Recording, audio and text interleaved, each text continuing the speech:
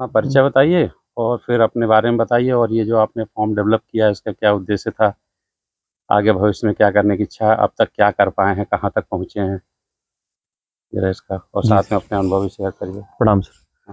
हाँ, सर मेरा नाम मोहम्मद असलम ख़ान है और मैं एमएससी साइंस साइड से हूँ, कंप्यूटर पीजीडीसीए किया हुआ है मैंने। और इसके पहले मैं विभिन्न सेक्टर में कार्य कर चुका हूँ।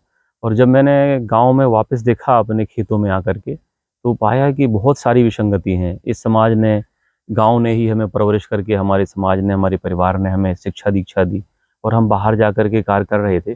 लेकिन गाँव में आकर के जब हम देखते थे तो बहुत समस्याएँ होती थी कि हमारा गाँव पिछड़ रहा है, मुख्य धारा से कट रहा है। और विशेष तौर पर कि कृषि के क्षेत्र में यदि हम देखें तो ढेर सारी विसंगतियाँ थीं।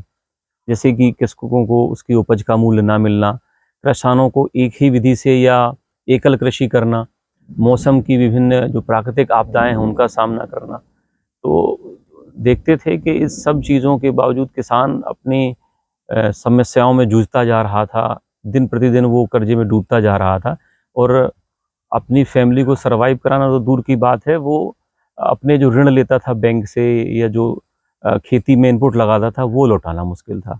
तो एक विचार आया कि क्यों ना इसको सुधार करने का प्रयास किया जाए और हमने इसकी शुरुआत यहाँ छनहरा लालपुर में लगभग 2.5 हेक्टेयर भूमि हमारे पास है, यहाँ हमने कार्य स्टार्ट किया। और शुरू में हमने इसे गौ आधारित प्राकृतिक कृषि जिसे हम कहते हैं, उससे हमने प्रारंभ किया। और खेती के साथ-साथ हमने, अगर देखा जाए, एक मौसम में रबी में अगर हम बात करें तो एक फसलों के साथ-साथ एक से अधिक फसलें लगाना चालू किया।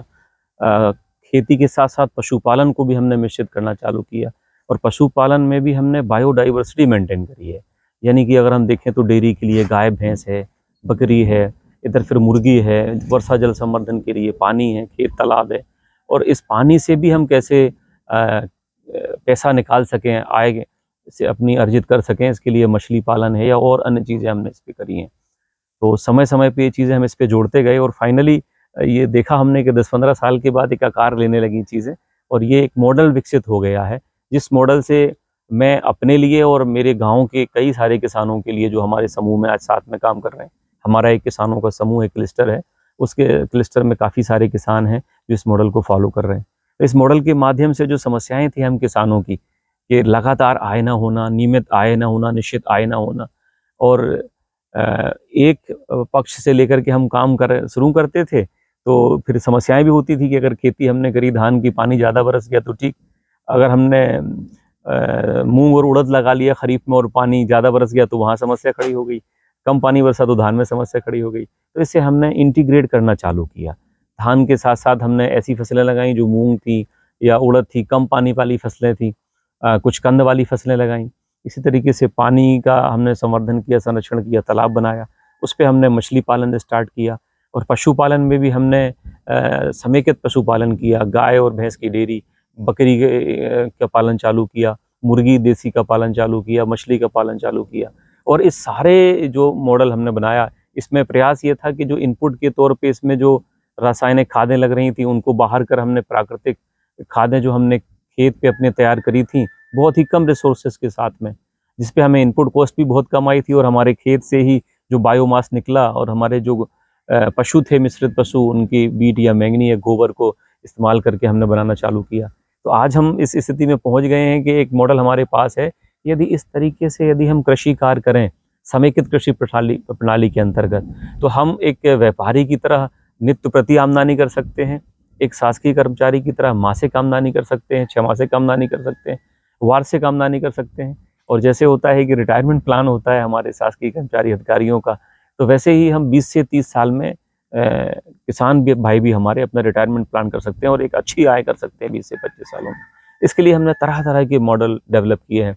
इसमें जैसे हम कृषि की बात करें तो कृषि में मिश्रित फसल प्रणाली, एक मौसम में चाहे रबी हो, चाहे खरीफ हो या जायद हो, एक से अधिक फसलों को लेना, फसलों में हार्टिकल्चर क्रॉप को शामिल करना, उद्यानिकी क्रॉप को शामिल करना। उद्यानिकी के अंतर्गत खेत पे मेड़, मेड़ पर पेड़, और पेड़ में भी जो उद्यानिकी पेड़ हैं, फल वाले पेड़ हैं, इमारती लकड़ी वाले पेड़ हैं, ऐसे तमाम पेड़ों को शामिल करके एक बायोडाइवर्सिटी विकसित करना, जिससे हमें लगातार कुछ न कुछ हमारे खेत से इसके माध्यम से मिलता रहे। फसलों के माध्यम से भी इसी तरीके से लगातार हमने एक से अधिक फसलों का समायोजन किया है, जिनसे हमें कुछ न कुछ आय होती रहती है। यदि प्राकृतिक आपदा आती भी है तो एक फसल से यदि हमें इनकम नहीं मिलती है तो दूसरी फसल से हमें कहीं ना कहीं इनकम होती रहती है। इसी तरीके से हमने पशुओं का समावेश किया, तो ढेर सारी चीज़ें हमें आमदनी का स्रोत हमारे पास विकसित हो गए।